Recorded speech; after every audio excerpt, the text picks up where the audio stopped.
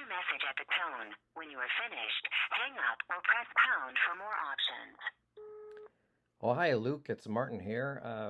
I'm looking at local jobs, and it's still posted. I think it's like 4 to 6 hours a week. Cart retrieval in Prince Rupert, BC. Please call me back if this is still available. Mind, I have an old Ford with a wheelchair lift as a cargo van, so I can lift a few carts at a time on there and return them locally because I live locally. So, and I know that carts are like on average between $300 and $500. So it's pretty an important job to retrieve them for the cost of the companies. So let me know if that's still available. Number again. Thank you. Bye bye. Now, what I want you to hear is the sloppiest attempt at being bilingual that I've ever heard. Listen to this. It's hilarious. Big red flag is Thank you for calling Mississauga, Ontario. Merci d'avoir appelé le groupe de compagnie in-store. Pour continuer en français, composez la 8. If you know the extension of the person you are calling, you may enter it now. The sloppiest attempt. And by the way, even with Marvel Comics, if I read things like that are fairly recent, like with the X-Men, and they have a character, a Gambit, or others that speak French, is that that they won't make the effort with all the money they make as a company to hire translators. It's offensive. And also, what's his name? Tatum O'Neal or Tatum, I don't know, who played Gambit in the Deadpool Wolverine movie, is please, please, I don't want to see that character. He wasn't pleasant for me at all. I did find in I think Wolverine Origins, the other actor playing Gambit to be okay. Like he seemed to be a character I could get into. The other one was getting on my nerves. He didn't do a good job at all to sound like he's supposed to sound. But also, I think it's all about the elitism between the actors that they're having so much fun seeing him play this character. So, so I think the elite actors are so disconnected from their audiences in comic book format or in movie format that they. And I'm not saying there aren't people that are excited. Some people love that character or love that actor or both. But the thing is they also don't know their intelligence is being insulted. When I was in Cégep, okay, I did a course in French related to theater. And I decided one of the characters I was playing that was being videotaped, hold on, was gonna stutter, okay, and I don't stutter, and I don't know anybody who does, but I put in the effort to do a good job doing that, and I was pretty proud.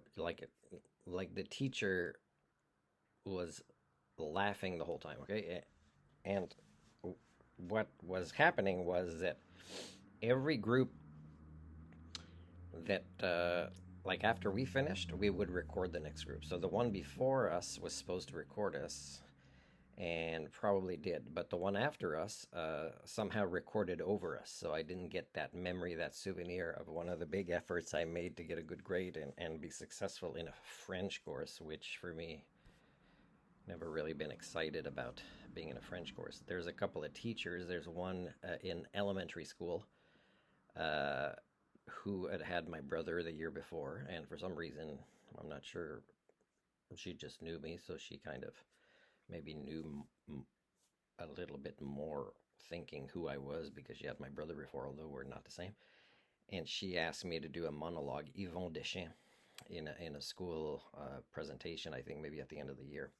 I did a pretty good job, although for me, I wanted to please her, but it wasn't like a particular Quebec culture comedian that I had really resonated with. I think maybe his stories are too long for the point or the punchline. I think maybe is the way to do it. I think it's more like he was in his career was so long that and he's so nice that he just made a lot of fans just by the momentum of time. It wasn't particularly something for me would be like, you don't win a Nobel Prize for that kind of stuff, the quality of it. But But anyways, I wanted to please the teacher, and I remember that I I didn't always remember the lines. It's a long monologue. That was his thing. But the teacher was there to just remind me.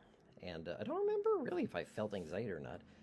But I remember that my family, and I use the word family for back then because I didn't know any better, is they did have access to a camera, or they could borrow a camera, or anyways they were in the audience, but they never thought of taking pictures of a video of me doing this. And I would have liked to see this as a memory of my life and to study myself to see, hey, did I have anxiety? Because I could now recognize what that is after years later, knowing what it looks like.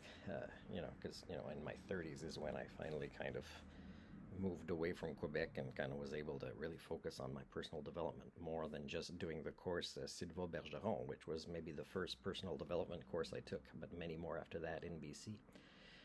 So, that's another thing I didn't get a souvenir of. I recently sent my relatives a gift, and I forgot. I just woke up this morning remembering that my dad's longtime girlfriend after my mom, and they separated, is I think I forgot to include her with a little gift. The thing is it cost me almost $32, which was the lowest price I could get with Canada Post, to send a box that really wasn't more than that in content. So I thought that was a lot of money.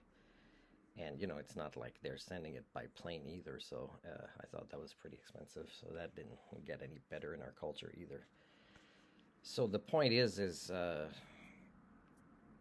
we're losing language. We're not even caring about getting it right when we have the resources to look to see how to get it right. I mean, I know of translators who know the word is being poorly, improperly and falsely translated from English to French in Canada, and they know they're the ones that informed me of what the right word is years ago, and somehow they kind of forget what it is, and because they merge with the norm, and the norm's getting it wrong, and they won't. They can already, just because they have work or credit, they already think they're superior to me in some way as a people primate, but they won't do the courageous thing and put the right word, because somehow their career might be in jeopardy if they did a good job. And that's an example that it's a socio-cybernetic feedback loop that is accelerating our devolution, because we don't have the courage, and we don't have the skill sets, and we don't have the work ethics to actually do things right, because we worry if we do things right, we'll lose our jobs. And again, when I say we, it doesn't include me. What I worry is never get a job again, because I can only do things right. I've evolved in so many ways, including with so many different personal development courses and putting myself out there in a transparent way, such as on stage, or challenging people to public debate, or in